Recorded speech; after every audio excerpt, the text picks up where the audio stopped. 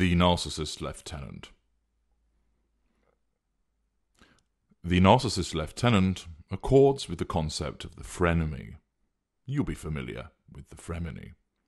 One of the applications of this oxymoronic portmanteau is to describe a person who pretends to be your friend, but is actually your enemy. The frenemy makes several appearances in the narcissistic world. The most obvious one, of course, is us, the narcissists. We appear as friend, but we are really the enemy. If you are an intimate partner, who is the primary source, you witness this firsthand, as the apparent love turns sour. As a secondary source, you also experience the narcissist as a frenemy. It's not always obvious, because as that secondary source, you may well experience a lengthy golden period. But even if you do, we are your enemy, because we are taking from you, controlling you, taking your fuel, acquiring your character traits for our own use, and drawing on your resources by way of residual benefits, such as using your car, borrowing money, blagging invitations to events, and so on. The same applies to tertiary sources, who are more likely to witness the charm turn to malice as a consequence of a delayed serving or giving attention to someone else instead of us in the store. We, as the narcissists, are the frenemy incarnate. If we are not plain using you for fuel and the other benefits as we smile, charm, and compliment, we will then turn rogue on you, lashing out and devaluing you. With all of that stated, however, let us turn to another type of frenemy, who is the narcissist lieutenant. The loyal and obedient puppet that not only provides us with fuel, but supports us and carries out our wishes and wants without hesitation or complication.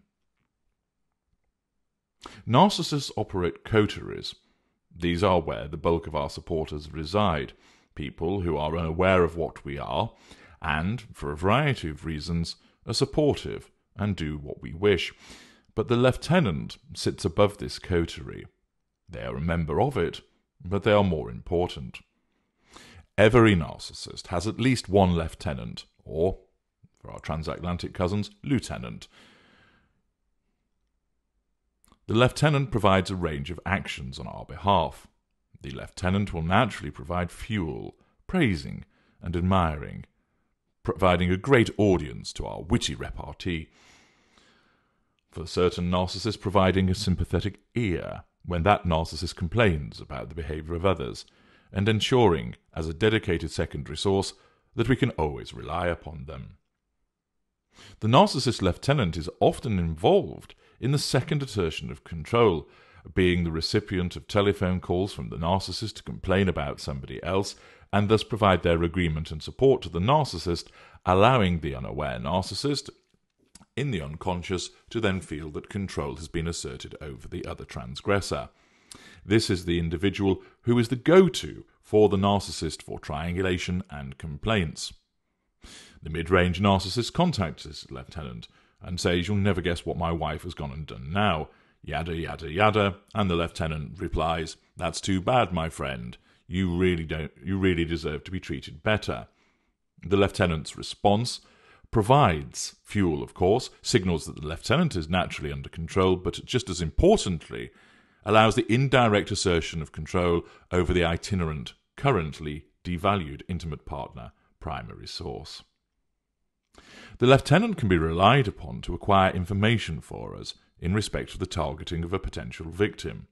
The lieutenant forms part of our facade and will welcome you as a potential victim with characteristic smile and warmth to appear to be part of the coterie, and, as soon as is required by us, turn his or her back on you and pretend that you never existed.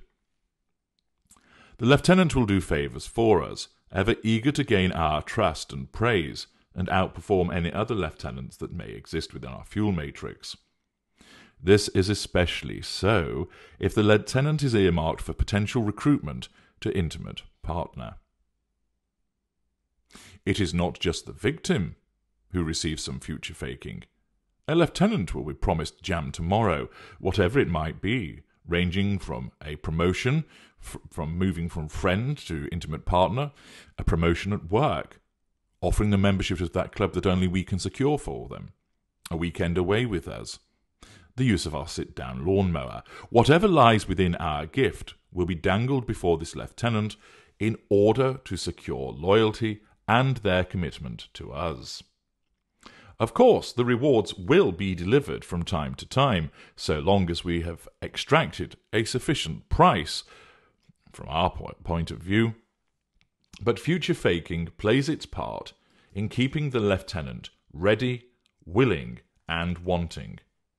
The lieutenant will also be used in our post-escape and post-disengagement hoovering. They will assist with the hoovers. They will hoover on our behalf, hoover by proxy, prove receptive to our smearing of you, as I described earlier, and indeed assisting in smearing you far and wide, driven by us. It's important to remember that the lieutenant is somebody who essentially has become brainwashed by the narcissist into believing the narcissist is right, that the narcissist is the victim, that the narcissist is doing the right thing. It is highly unusual for the narcissist to sit down with the lieutenant and go, "Wah, let's put our heads together and cause some real shit to go down for this particular person." It's far more subtle than that. Many lieutenants would balk at being asked to deliberately do something malicious and unpleasant. Instead, they are brought on board with the idea that the individual has harmed their good friend, the narcissist, and therefore deserves what is going to happen. Indeed, some narcissists aren't even asked to do certain things. The narcissist merely explains what's happened to them, and the narcissist jumps into action of their own volition. So the narcissist, perhaps let's say a lower mid-range narcissist, complains about the fact that he believes his girlfriend has been cheating on him. Of course, his narcissistic perspective creates the paranoia that causes him to believe that. He mentions this to his best friend, who is the lieutenant, which prompts the lieutenant to go around and challenge the girlfriend about her apparently itinerant behaviour. The narcissist didn't ask for this to happen, but it allows a hoovering by proxy to take place, and that the lieutenant will then report back to the narcissist about what has happened, allowing the narcissist to gather fuel, proximate fuel from the lieutenant, thought fuel about the response that was explained appertaining to the victim, and control to be asserted. The lieutenant is ready and willing to assist the narcissist based upon their own judgment of the situation, of course, being fed lies and propaganda by the narcissist. Of course, where the narcissist is lesser or mid-range, they believe these lies. They believe the propaganda. It is their truth through their perspective. Where the narcissist is greater or ultra,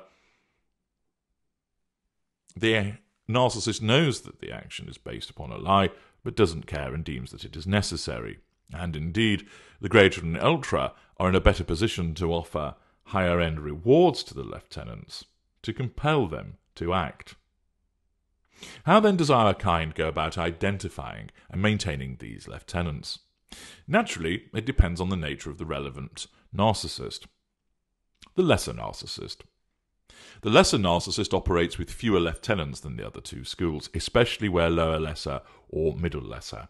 Upper lesser type A and upper lesser type B may have a number of lieutenants because they tend to be more successful and more charismatic, meaning that they can use charm to occasion the lieutenants to act on their behalf, and invariably they have access to money, which proves very useful for motivating people to do things.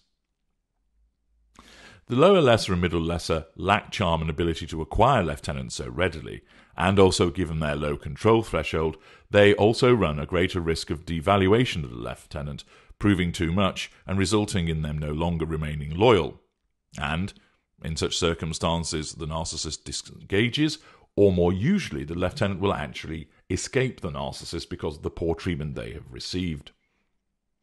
The lesser narcissist has next to no trust and therefore the inherent paranoia driven by the narcissism makes it very difficult for him to create a wide network of those that he can call on. Instead, lesser narcissist, and especially lower lesser and middle lesser, utilize family members to be lieutenants. Parents, siblings, extended family, and adult children are common lieutenants of a lesser narcissist, particularly lower lesser and middle lesser. In terms of friends, the lesser narcissist may have one or two friends who are long-standing. These individuals are often childhood friends who have known the narcissist all of his or her life and have a misguided sense of duty and obligation towards the narcissist born out of when the narcissist put his furious temper to good use in giving a bully a good hiding, and thus earning the ongoing gratitude and admiration of the lieutenant who was saved by this action. The lieutenant is also frightened of the lesser narcissist, as they know what he or she is capable of, and consequently aims to stay on their good side, and does so by remaining very loyal. The lesser narcissist makes no conscious decision to recruit people to assist him, but rather, owing to the immense sense of entitlement, he or she expects those around him to do what he wants. Owing to this low sense of trust, he feels that he can only rely on those close to him, either from blood, family, or the long-standing friends. The lesser will ensure that those who are lieutenants do his bidding through a combination of guilt-tripping, "We are family, you should have my back on this," or bullying and intimidation, "If you don't do it, I'll kick your teeth in. Whose side are you on, you fucker?" It's rare to find a lesser able to actually recruit a lieutenant from your ranks, unless they are the particularly charismatic upper lesser type A. And generally speaking, if you're involved with a lesser narcissist, your vigilance about lieutenants should be maintained primarily in respect of the people that you know are the family and friends of the narcissist. The mid-range narcissist. The mid-range narcissist is an extensive user of lieutenants, because his generally passive-aggressive nature means that he would much rather have other people doing his dirty work for him. The greater narcissist is similar, but the rationale is different. The mid-range narcissist possesses sufficient cognitive function and relative charm, particularly higher levels of charm where upper mid-range, to be able to recruit suitable people to do the bidding. The mid-range narcissist will have a circle of dependable friends from whom he will draw a number of lieutenants. The mid-range narcissist will also make extensive use of family and colleagues as well. The mid-range narcissist instinctively recognizes the benefit of having a lieutenant from within your ranks. The narcissist will do this on the basis of wanting to curry favor with you by cozying up to your parents, a sibling, or one of your good friends in order to worm his way into their affections. Of course, as an unaware narcissist, he doesn't realize that he's actually recruiting a lieutenant. He just thinks that he's putting on a respectful and politeful interaction with the member of your family so that he's liked, and he's doing it for you. That it's important that your friends like me because they're your friends, I want them to be your friends too. He doesn't sit there and think to himself, I know I'll lick some arse and get well in with my girlfriend's father, so he'll be my lieutenant. It's done by trying to appear like a decent person for the purposes of the maintenance of the facade, and in so doing, by always presenting as the kind and decent boyfriend, the reliable girlfriend that is likable and trustworthy, then friends and family have a good accord of the narcissist, and therefore may well be recruited instinctively and in an unaware fashion as lieutenants. The mid-range narcissist's charm is nowhere near as high as that of the greater, but they are regarded as a good egg, a decent person, and pleasant and likeable. The mid-range narcissist ensures that he or she has numerous lieutenants because these are needed to be used extensively when the narcissist hoovers and smears at a later juncture. Again, remember, this is an unaware narcissist, so the mid-range narcissist does not think, I know I need to recruit some lieutenants so I can use them later to hoover and to smear, but rather the narcissist recruits these people for the purposes of asserting control over them in the now, for the creation of the facade in the now, and in so doing reaps the collateral consequence of this individual becoming a lieutenant, which they can rely upon to then help them with regard to smearing and hoovering. Look at it this way. The mid-range narcissist, when he enters the relationship, isn't thinking, this is going to go sour, so I'd better ensure that I have some lieutenants lined up to aid me with the necessary hoovering and smearing that's going to come about. No, when he enters that relationship, you are the one. You're the soulmate. You are the twin flame. You are taken from the heavens above, and the narcissist is infatuated with you. So why on earth would he ever be thinking about recruiting somebody to hoover you or smear you in the future? He's not. What he's doing is he ends up recruiting a lieutenant at that point in order to enable him to assert control over you and them at that point, to draw fuel from them, to gain the residual benefit of a facade that's being created as appearing as this good egg, decent person, pleasant and likeable individual, a real catch, Mr. Steady, Miss Dependable, to all friends and family. Master of the hard done to, the passive-aggressive mid-range at a later juncture will then tell sob stories about how badly he has been treated by the current intimate partner primary source or former intimate partner primary source in order to have those lieutenants propagate this position to others, which in effect is a smear, or to hoover you by proxy to tell you how much the narcissist is hurting and needs you back. The mid-range narcissist usually maintains his lieutenants by doing two things. He doesn't future fake extensively with these lieutenants, and whilst there may be occasional rewards, he doesn't rely on this to any great degree in order to keep his lieutenants loyal. Instead, the mid-range narcissist relies on being liked, because they operate facades and they think they're good people. They also will use pity plays, causing people to feel sorry for them, in order then do what they want. The mid-range narcissist is an extensive user of emotional blackmail and guilt-tripping in order to ensure that lieutenants act on their behalf. You'll hear comments such as, "I'm in a bad place right now, and I really need your help. I knew you wouldn't stand by and see me being treated like this. I can always rely on you. She said some horrible things about you as well. Naturally, I defended you, so I know you'll do the same for me. It just isn't right, is it, for someone to behave like this? You were better at dealing with hostile people like this. Can you help me, please? It's causing me huge amounts of anxiety. I'm really struggling. I'm on the edge here. You need to help me out. I know she's your friend, but I don't think someone as decent as you would want to be associated with someone who behaves like this, would you? I appreciate that she is your daughter, but she is letting your family down, with what she's done to me. Maybe you want to have a word with her about it. Perhaps you'll be able to make her see sense, because I haven't been able to do so." The greater narcissist and the ultra.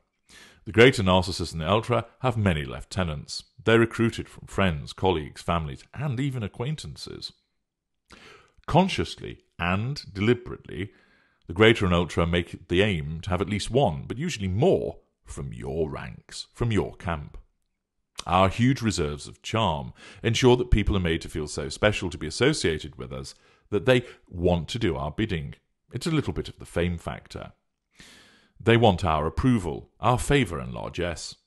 A master at future faking, we will not only reward those who carry out our commands, but will ensure that larger rewards are repeatedly dangled in front of you. These may be material in nature, but they're often based on elevation. Promotion, for instance, from outer to inner circle friend. Advancement from colleague to outer circle friend. Potential to move from inner circle friend to intimate partner. We are no fool, though, and we'll ensure that rewards are provided, not only to maintain the loyalty of the recipient, but to act as an incentive to the others who have not been rewarded on this occasion. Yes, we will triangulate lieutenant with lieutenant. If your narcissist seems to know, for instance, when you leave home and where you arrive, don't be surprised to find that we've recruited a neighbour minion as a lieutenant. We will do this. The greater and the ultra will use a varied range of techniques to ensure that the lieutenants remain loyal and willing to assist us. This will include Reward. Implicit threat of devaluing behavior or expulsion from the relevant clique. Obligation. Smearing the victim so that the lieutenant is motivated to do the right thing. Implicit threat of the exposure or exploitation of a vulnerability of the lieutenant. Of all of the 4 schools, the Greaters and the Ultra are the only ones who engage in calculated behavior to recruit and maintain lieutenants. The Lesser Narcissists have a limited range to choose from, and therefore there is no conscious consideration. The Lesser Narcissist expects loyalty anyway. The Mid-Range Narcissist achieves it by making him or herself likable, and then playing on this sense of obligation and loyalty. The Greater and the Ultra will scrutinize who will have something to lose, and who will want to gain, in order to use this information to their advantage in due course. These lieutenants will then be subjected to the love-bombing charm, adjusted appropriately depending on status, and brainwashed, along with the presence and effect of the facade, into believing that the Greater or Ultra is better than anything else, effectively to be worshipped, and can do no wrong.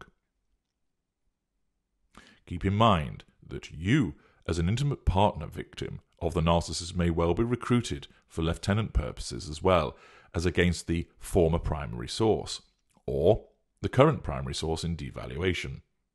Think how often you have witnessed the incoming primary source join in on attacks against the outgoing victim, or an escaped victim, or one that has been disengaged from.